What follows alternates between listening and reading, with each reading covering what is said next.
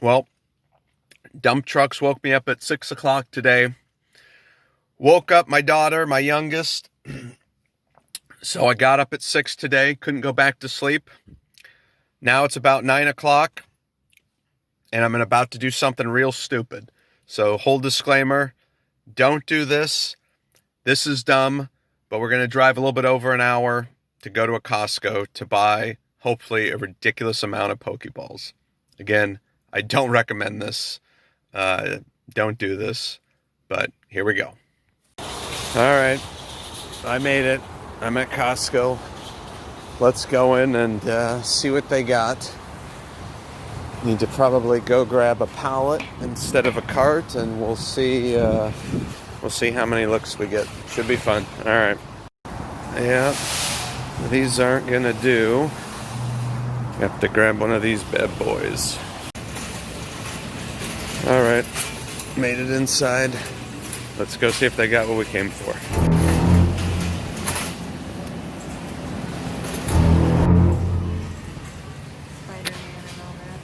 Ba-bam.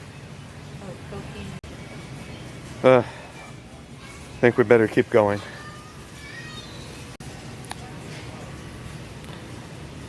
So that is $500 worth. Let's keep going. Okay, so I did some bad math here. Originally I thought it was 500 for 4 of them, but it's 100 for each one. So I got quite a bit more. I'm gonna figure out how much it is. Okay, so I redid the math. I was wrong. It's $3,500 worth of Pokeballs. Oh my god, they're so heavy. Alright, so that's what $3,500 worth of Pokemon balls look. So let's do something real stupid. Okay, now we gotta see if all this can fit in here. Probably not. Well, I did it.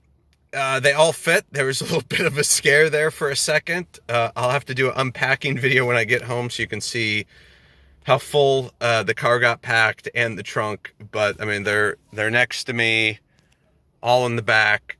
So we did it. We did something exceedingly stupid and foolish. With tax, I think we're at $3,750 worth of Pokemon balls. Let's pray to God that XY Evolutions does not tank in value, or else we just got taken, or we just took ourselves to Pound Town. So there you go. I'm gonna go stop, get a Starbucks, unwind for a second, and caffeinate up for the hour plus drive home, and then maybe I'll talk a little bit more about why I did this. All right, I made it back home, fully loaded, didn't spill anything. We're good to go here. There's a little look into the back. Look over here to my side. Down here, successful. I guess successful. We'll find out.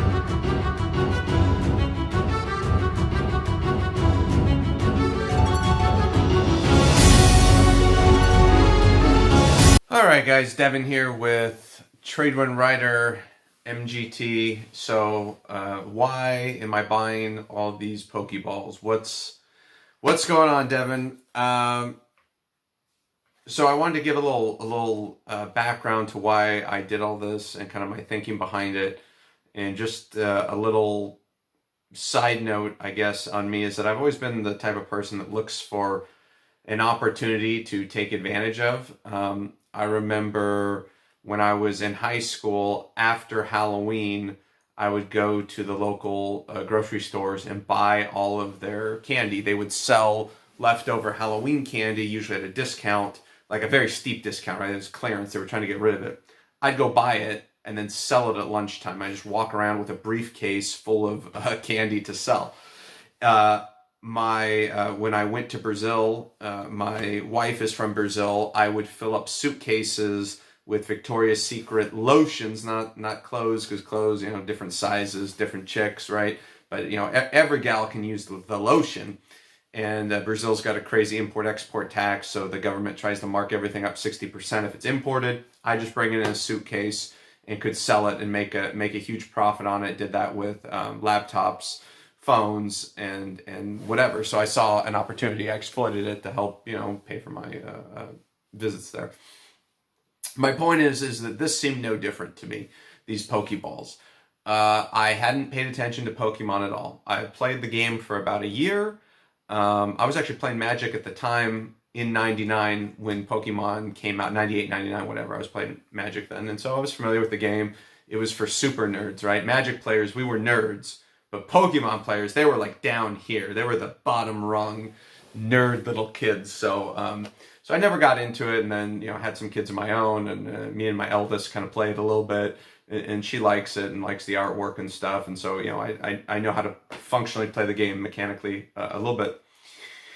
And so I would buy some products every now and then. Everything seemed really cheap and affordable, and whatever. And that was my experience. Just a fun little hobby to do with my kids. And then obviously about a couple 2 months ago, Logan Paul brought a lot new eyes and attention to it. I was already familiar with some of the other YouTubers, Pratt, forget his first two initials, sorry, SM, I think it's SM Pratt. And so I had liked some of his content, and so I was watching the Pokemon market a little bit already, but didn't know enough about it, wasn't comfortable to do anything like this. I saw that Rudy from Alpha Investments is going to start carrying Pokemon after, he said he's not going to do it forever because of Logan Paul and the new eyeballs on it.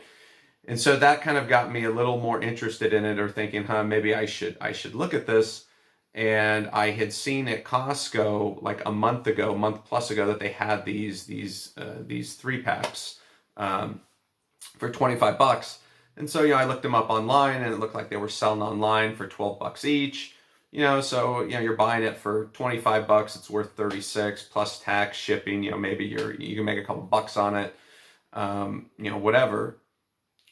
But then I noticed, so I bought a couple to hold on to, maybe to use as Christmas gifts. One of the boxes, and they just randomly actually showed up at my Costco. I went to Costco just to go shopping, and they had 7 of these things. And I said, oh, that's interesting. And I looked at them. They were all the boxes were open. And so I was like, oh, screw it. I'll buy them. It's Costco. I can always return them. And brought them home, and then started doing a little more research on it. And I noticed the packs in it, and pretty much every ball had an XY Evolutions pack. And I think it was, and then 2 Sword and Shield packs. So I went and just Googled and looked up the packs, look what they were selling for on eBay. And the one Sword and Shield was like $4, $4.50, right?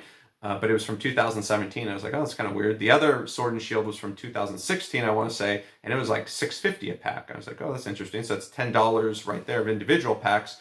And I looked up the XY Evolution, and it was $10 to $15 a pack. And I was like, what? And then it was, from 2016. It's an out-of-print set. I guess that they are planning on releasing some more of the product. They're not printing more, my understanding is they just have it, and they're going to finally get rid of it in the warehouse.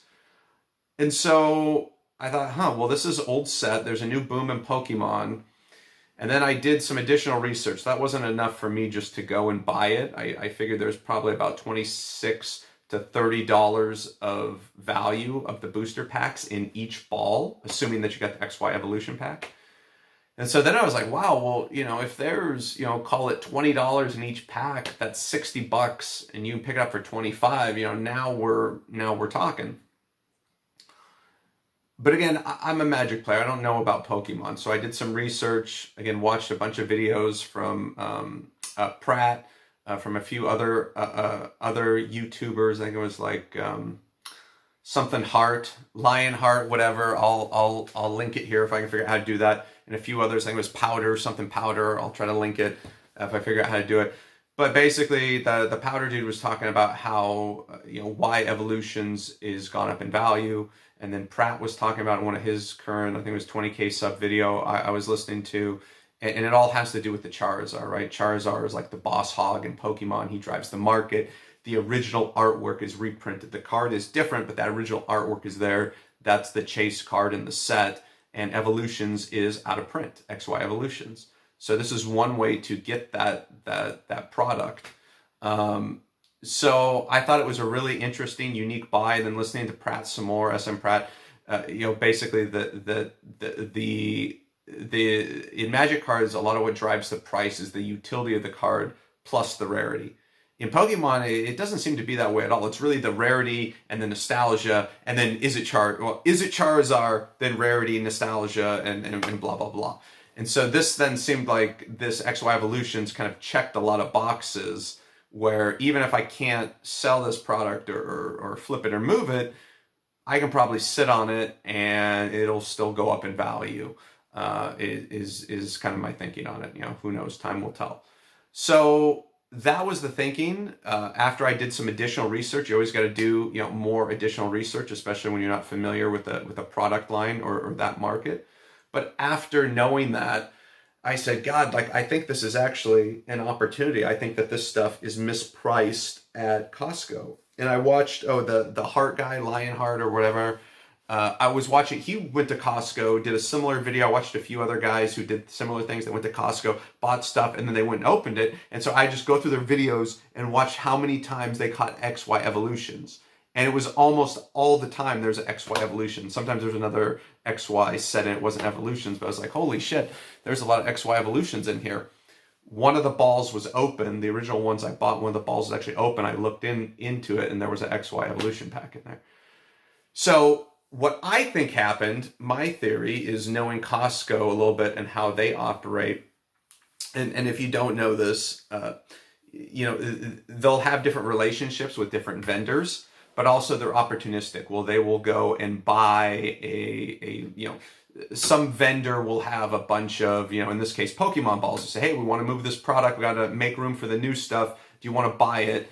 And Costco will say, yeah, sure. Here's our offer, right? And they buy the product. So sometimes, if you go to Costco, you'll see they have a special offer on whatever. It's because they've worked out a special pricing on a product. They get it at Costco pricing, and then they sell it to us, the members, at a largely discounted rate. I'm assuming what happened here is Pokemon is saying, God, we're sitting on this product that's 3 to 4 years old.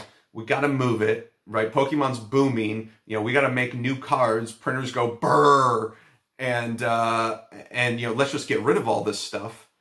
Costco's like, sure, yeah, great, we'll take it. We'll make you an offer. Pokemon said, great, we'll clear up all this space, move all this product. Costco said, great, we got a bunch of product. It all came in. And I believe I want to say, I'll have to go back and look, but I want to say it was a month and a half, maybe 2 months ago is the first time I saw these Pokeballs in stock. Didn't buy any, just thought, oh, that's cool. Actually, my parents bought some for my kids. Is how I found out about it. I want to say it was a couple months ago. But XY Evolutions did not go up in price, again, my understanding, until about 3 weeks to a month ago. Today's the 27th, I think, 28th. So this is kind of a recent development too, where even when these products hit the market initially, they were probably priced more accurately. Now that the market has changed, there's an opportunity to go in, pick it up, and again to hopefully make a profit off of it. So that was the idea. Me kind of understanding, I think,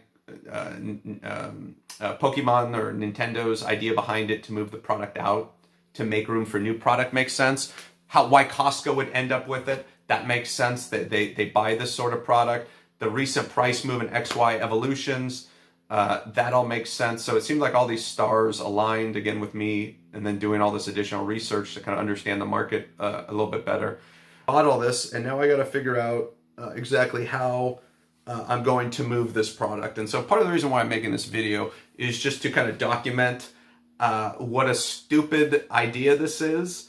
Or if I make, and so I guess another disclaimer on this is if you're watching this and say, oh, cool idea, definitely I did a lot of research to do this, but then also the amount of money is not consequential to me or to my family or my lifestyle or anything. So if you're thinking about doing something like this, really bankroll and management of your money is super important. I used to play poker a lot. I'll keep meaning to make some videos on that. But one of the things that I would find, that I would see like throughout the years of playing poker, is one of the determining factors, in my opinion, for success and long-term success in poker was how you managed your bankroll, how you manage the amount of money that you put into play, when you put it into play, what games, and how much you would spend like per day, you know, per session. Some guys were terrible at that, and they would just, you know, get a shitty run of cards, and they would, you know, put in, you know, 2, 3, 4, 5, 10 times their daily limit into a game, just thinking their luck's going to turn and they're going to win it back, but they just kept playing worse and worse. And so my point about that is that you, when you're doing these sort of, again, investing in collectibles or something like this, right? You might watch a video of me or someone else and be like, oh, that's cool. Like I want to do that. But just know that most of the people I feel like who are doing this, that this is like not a significant amount of money for us. And so if you're looking to do this, right, it's mostly just a passion, fun thing, I think, for a lot of people who do this, right? It's just a fun sort of thing to do. And if you're looking to get into it, start small, learn the market. You can always work your way up to doing bigger and bigger deals like, you know, this or you know, whatever else you find in the future. But I just kind of wanted to give that caveat. And what I'm going to try to do in this little Pokemon video series is basically then go through, right, you know, how much I spent on everything. I got a few more purchases that my mom made at a different Costco location. So get everything together, and then we'll try to sell it. I think eBay, I'll go to a couple local card stores, see if owners that I'm friendly with, see if they want to buy any of it. And then we'll basically just document and say, hey, did we make any money on this? Is this worth doing? Can an average you know, person do this? I think you can. I think there was opportunity here, but we'll see. We'll see together. So thanks for watching, guys. Bye.